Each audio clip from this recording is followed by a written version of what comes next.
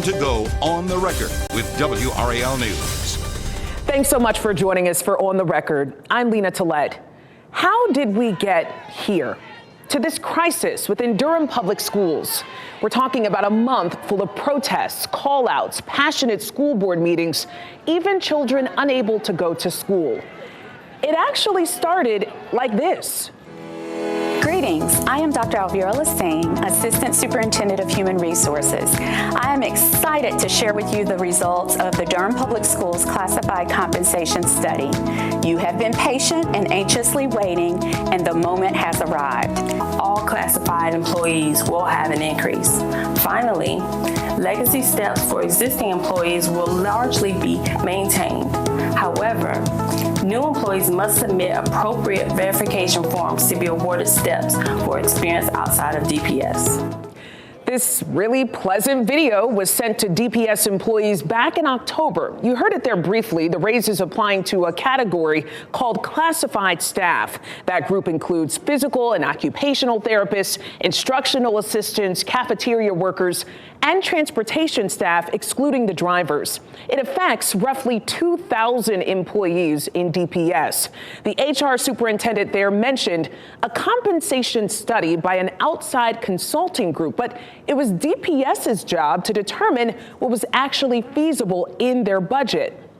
So again, let's take you back to October. The classified staff were told they would get sizable raises based on their experience both in and outside the district.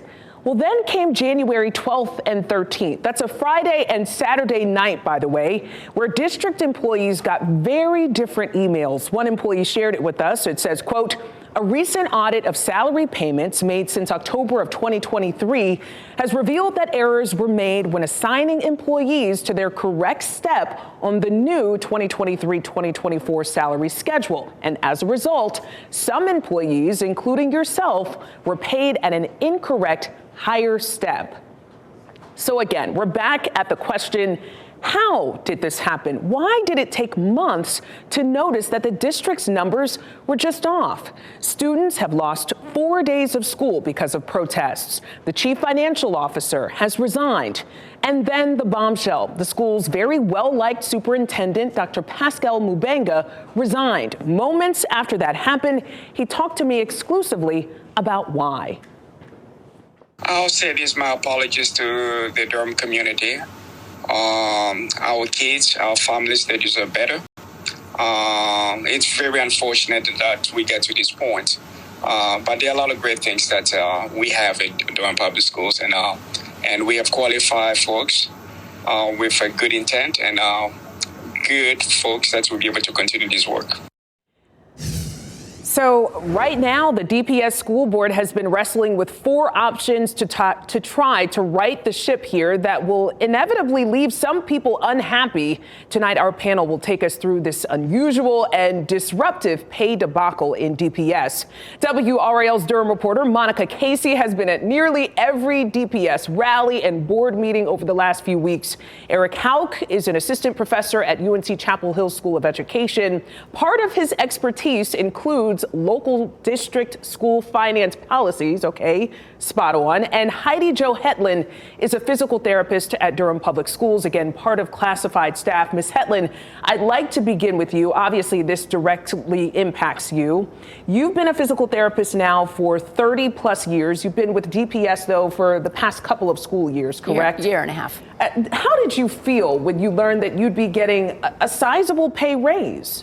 We were all elated. It was just kind of a relief to be able to make some plans with that and to feel that our salaries were more competitive with the physical therapy market in general. So yeah, we were all very excited and to feel like we were recognized and valued and paid what we were worth. What was your understanding at the time of why you were getting the raise? That there was a compensation study that served to make sure we were being competitive on the market, to fix some compression that was in the middle of the scale, and to compensate others, for longevity with the school. So that was done, and then these numbers we got for our raises were the result of that study.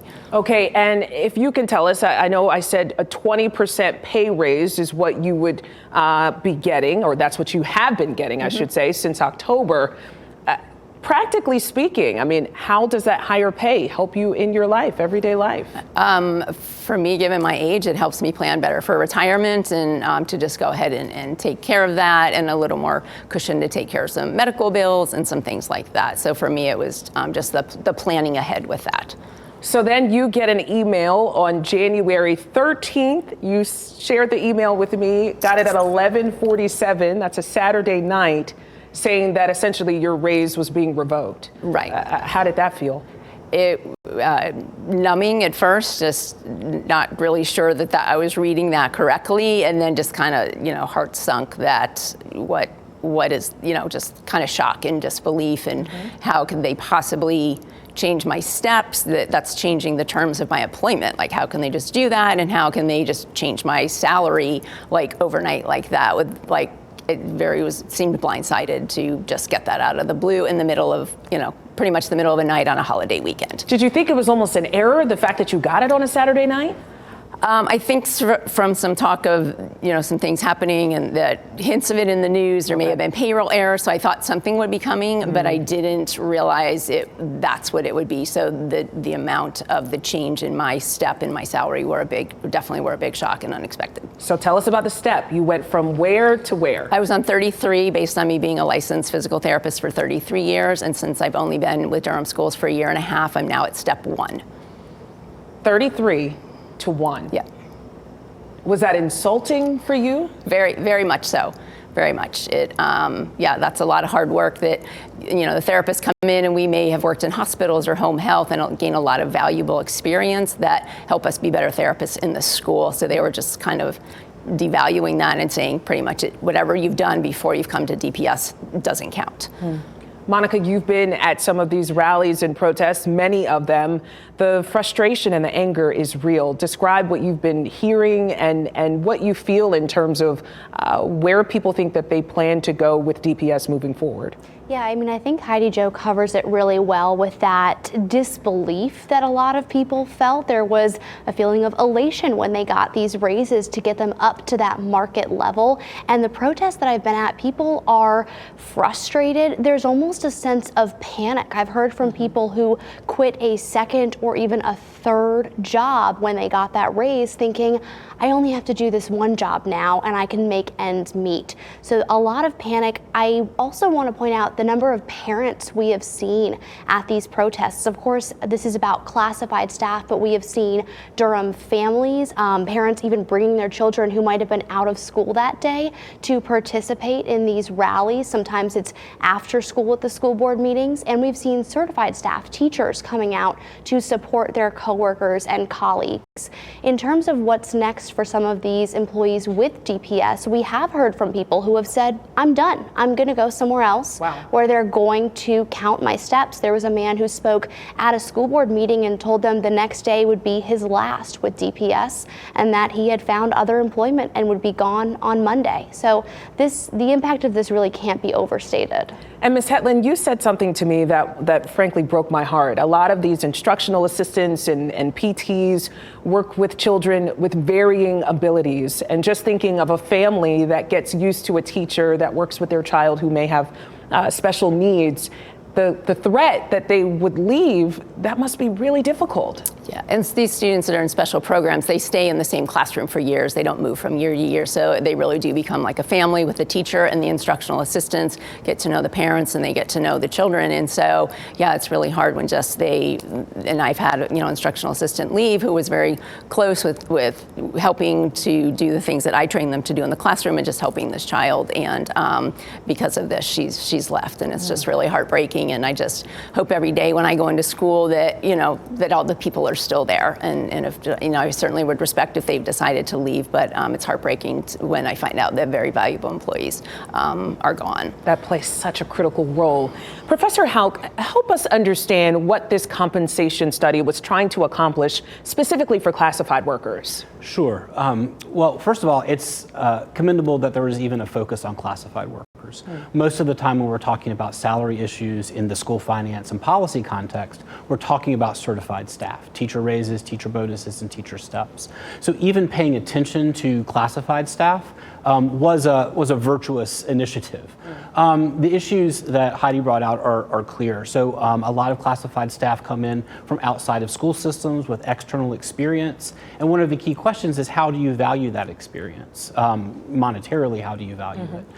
One of the studies originally said there were these compression issues where somebody would come in with, say, 10 years of experience outside of the school system and make the same salary as someone who had 10 years of work inside the school system. And that was a pressure point when they did interviews with some classified staff.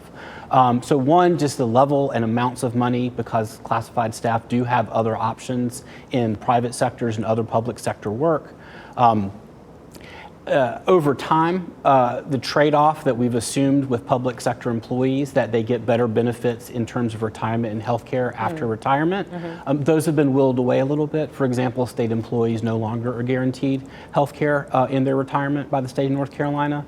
So the playing field has been leveled. Other public sector or nonprofit and private industries can put more competitive leverage on folks who work in these classified positions. So it's been very hard to staff classified positions, especially coming out of the pandemic.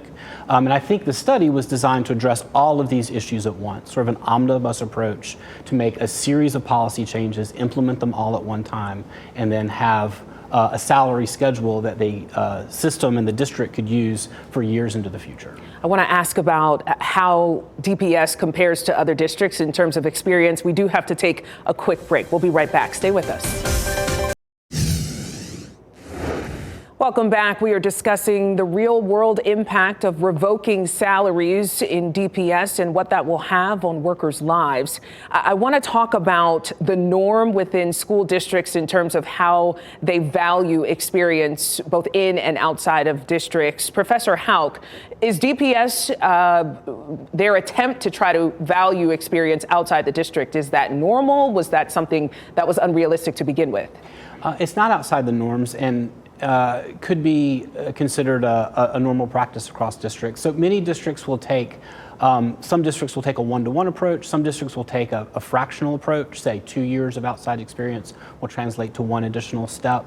And other districts just rely on state verification processes to certify the experience of the classified employees. So in this space where there's a lot of local money and local policy making, there's a range of options for districts. Okay, so Monica, after all of this turmoil in the district, the board gets a law firm to basically do an investigation to figure out what went wrong, why their numbers were so off.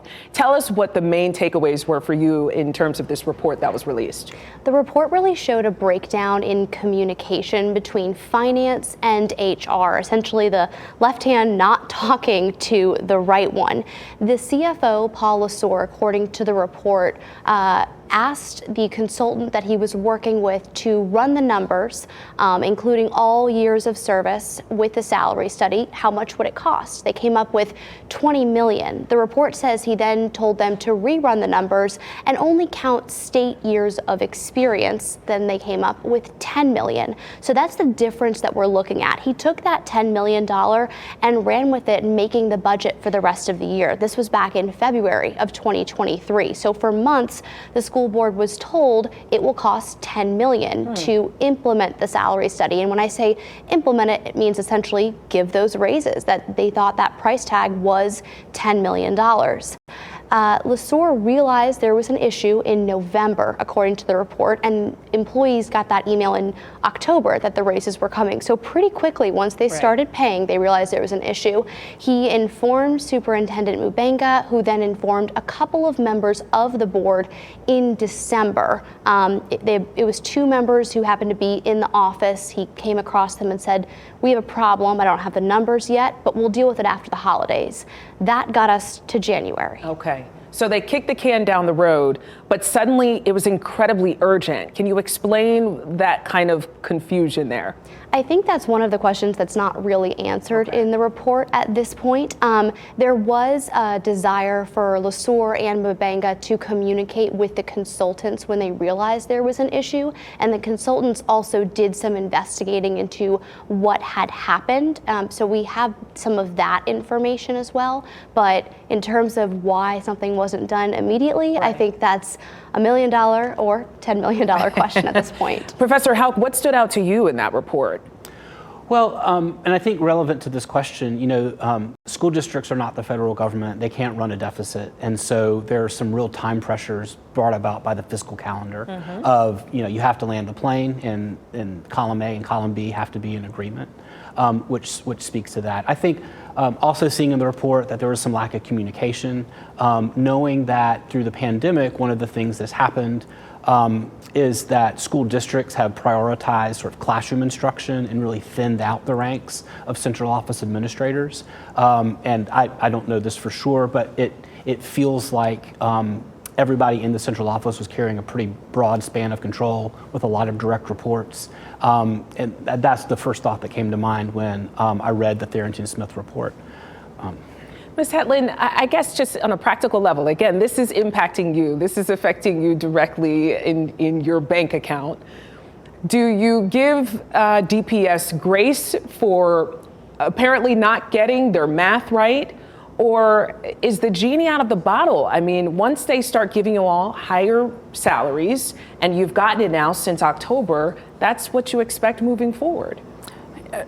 That's a hard answer. I think we realize you can't, squeeze blood from a turnip, some people said, and there's not money, but also DPS workers made plans. Like Monica said, some people quit extra jobs, and so people had plans with that money, and so now they're kind of stuck. I understand DPS doesn't have the money, so it's hard to decide, it's hard to demand that salary that they promised in October when we really know they don't have it. And I feel the board is trying to look at solutions for that. But just not only that, but just there was this no warning, no policy, the blindsidedness of these emails out of the blue on a holiday weekend with no real clear communication with us. Like, is this a policy change? How has this happened? And you saw, the beginning of the email, sorry, there was an error, you were overpaid. And really taking away all those steps is very hurtful to all the classified workers that we've worked so hard so many years, and now they just wiped them all away. So I think the money is an issue, but also the steps and the respect that come with that, and then reestablishing trust, if that's even possible, that they're not going to do this again. And what can we trust in the future if they say our salaries are this, are they really going to continue to be that? And feeling valued as an employee there. That makes a lot of sense. We have much more to get to. We want to talk about the options that the board is considering. Stay with us. Welcome back as we continue our discussion on the salary debacle happening within DPS. Monica, the board right now is considering 4 options to try to remedy the salary issues. Take us through these 4 options. Well, so we saw 2 of them a couple of weeks ago, and the board couldn't agree on them, so options 3 and 4 came up. I'm going to refer to my notes to make sure I'm getting everything correct, but option 1 essentially puts us back in that January email that Ms. Hetland here received. It gives no credit for out-of-state or private practice experience, and it keeps the salary study, which gives everyone at least a 4% raise. Some people got much more. Option 2 eliminates the salary study and the raises that it had. It gives credit back for the outside experience and restores salary steps, and all employees get an 11% raise. Option 3 is similar. Instead of 11%, it's a 15% raise. And option 4 follows suit, giving credit for all of the salary steps, a 15% raise, eliminating the salary study, and keeping February paychecks at that higher October rate that people were receiving. The board couldn't agree on any of those options, but at their last meeting, they did vote on that February piece. So the February paychecks that people are receiving will be the same as that October rate. So they had a short-term solution through this month, but questions remain about what's next. Okay, so Ms. Hetland, of the 4 options, do any appeal to you? No, they do not. Is one even close to appealing to you? I think any of them that just give a flat rate are discounting the problems that the salary study was trying to solve. And it also makes some of my coworkers and teammates settle for a lower salary than they would have gotten on another one. You know, some people are still getting the salary they were, or close to getting the salary they were going to get in October. And so this is asking them to take a lower one so some of us could get a higher one. So none of those feel good to me, and it is very important to us that we get our steps restored, because that is really important to us. So I mean, what's the board to do? That's what they're working on right now, I hope, by taking 2 weeks to work with the comptroller and the investigators and gathering more information. And hopefully over this 2 weeks, they've had a lot of time to consider their options, look at the budget, where other money can come from. So I'm hopeful that they're spending these 2 weeks coming up with some other options. Do you foresee a situation where, for those that like what the particular option, they may stay and people who don't may leave the district? Yeah, I think that's already happened, and I'm very nervous about what that means if they, you know, with an option that they pick. Any of those options could make people leave. What do you make of the options, Professor Houck? It's very difficult. This, you know, we can talk about Durham Public Schools as its own entity, but it's in a labor market with some very powerful school districts. I think the interim superintendent, who had some experience in a neighboring county, said at her press conference, you know, we were nervous about losing people to Durham, right? And other districts are looking and trying to match or exceed these pay rates. It's very, very competitive. It's a very tight market.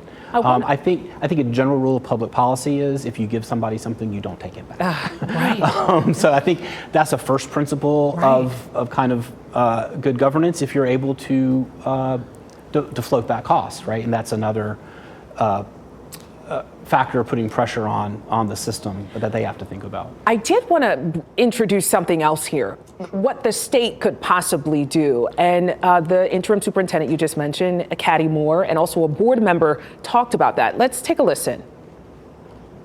I think that, you know, school systems have really complicated and comprehensive financial systems and controls. And so it's important to take a look at what's working and what can work better. And we also have the board member, because she said something interesting about the state. We need to be clear about the physical reality, and the state is not coming to help us. When she said that, I thought, well, what can the state do? I think that's an untested question. So the state has its own set of policies for the payment of classified employees. And those rules and regulations can be waived if a district has its own comprehensive plan, which Durham does. So it's a policy and legal question if the state would have any authority to put money into a pay system for classified employees that doesn't adhere to its own regulations, given that it's superseded. There are emergency cases where states can come in and float school districts. That's usually happened in other states. North Carolina has a very particular type of regulatory environment that would make such an act fairly difficult, but not impossible. This is hard to watch, and definitely for you, Ms. Hetland, because I'm thinking of all the hard work that you've put in your career all these years. Best of luck to you. Thank you so much for joining us, Monica. Professor Houck, thank you for joining as well. As a reminder, the school board will be voting on what to do at their February 22nd meeting. You better believe WRAL will be there covering every second of it. Thanks so much. Have a great night.